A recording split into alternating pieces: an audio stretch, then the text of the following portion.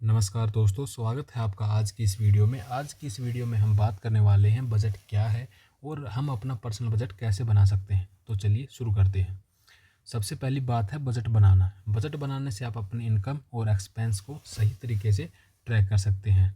देखिए, पहले हमें ये देखना होगा कि हमारे पास कितने पैसे हैं, यानी हमारी टोटल इनकम कितनी है और उन्हें सही ढंग से डिवाइड कैसे करना है। बजट को हम एक सिंपल एग्जांपल से समझेंगे। तो मान लीजिए आपकी मंथली सैलरी 50,000 रुपये है। अभी यहाँ पे हम 50, 30 और 20 के रूल को फॉलो करेंगे। 50,000 में से आप 50% अपनी नीड्स के लिए, 30% वांट्स के लिए और 20% सेविंग्स एंड इन्वेस्टमेंट में डिवाइड कर सकते हैं। सेविंग जो हम इमरजेंसी फंड के लिए भी यूज़ कर सकते हैं, और हमारा इन्वेस्टमेंट जो हमारे लिए वेल्थ क्रिएट करेगा, यानी कि हमारा जो इन्वेस्ट है mutual fund, stocks, FD, bonds, जहाँ भी हम इन्वेस्ट करेंगे वो हमें लॉन्ग टर्म में वेल्थ क्रिएट करके देगा। चलिए आगे बढ़ते हैं। तो अभी आपको मैं बजट बनाने के लिए कुछ आसान टिप्स देना चाहूँगा।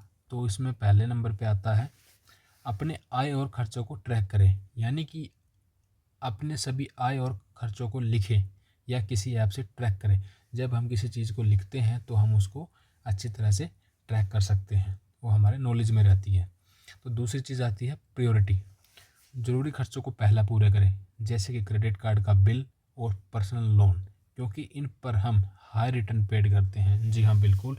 कई बार क्या होता है कि हम अपना क्रेडिट कार्ड का बिल पेड करना भूल जाते हैं, और हमें अगर इसकी बात करें तो ये क्रेडिट कार्ड लगभग महीने का 2 से 3% चार्ज करता है इंटरेस्ट। तो यह हमारा ईयरली बेसिस पे देखा जाए तो ये करीब 30-35% के आसपास हो जाता है, जो कि बहुत जाता है।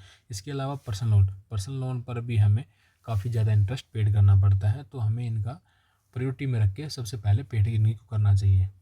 तीसरा है डिसिप्लिन। सेविंग और इन्वेस्टमेंट के लिए एक फ़िक्स अमाउंट तय करें। याद रखिए, आप जितना ज़्यादा इन्वेस्ट करेंगे उतना ज़्यादा लॉन्ग टर्म में वेल्थ क्रिएट कर पाएंगे। जी हाँ, बिल्कुल। अगर आप एक डिसिप्लिन से सेविंग और इन्वेस्टमेंट करते हैं, यानी कि मान लीजिए कि आप एसआईपी करते हैं, तो आप लॉन्ग टर्म में अच्छा वेल्थ क्रिएट कर पाएंगे। तो आप अपने खर्चों को वीकली और मंथली टाइम बेस पर चेक करें और इन्हें इम्प्रूव करें। जहाँ आपको कमी लगती है वहाँ पे इनको इम्प्रूव करना चाहिए। और आजकल कई ऐसे ऐप भी अवेलेबल हैं जिनसे आप अपने एक्सपेंस और इन्वेस्टमेंट को ऑटोमेट कर सकते हैं। जी हाँ, बिल्कुल। ऐसे काफ़ी ऐप भी मार्केट में अवेलेबल हैं। As a result, last advice मैं क्या देना चाहूँगा आपको, वो है इस तरह से आप अपने पैसों को सही तरीके से मैनेज कर सकते हैं और अचानक आने वाले खर्चों के लिए भी तैयार रह सकते हैं। जी हाँ, बिल्कुल। हम जो अपना, जैसे मैंने आपको ऊपर बताया पहले,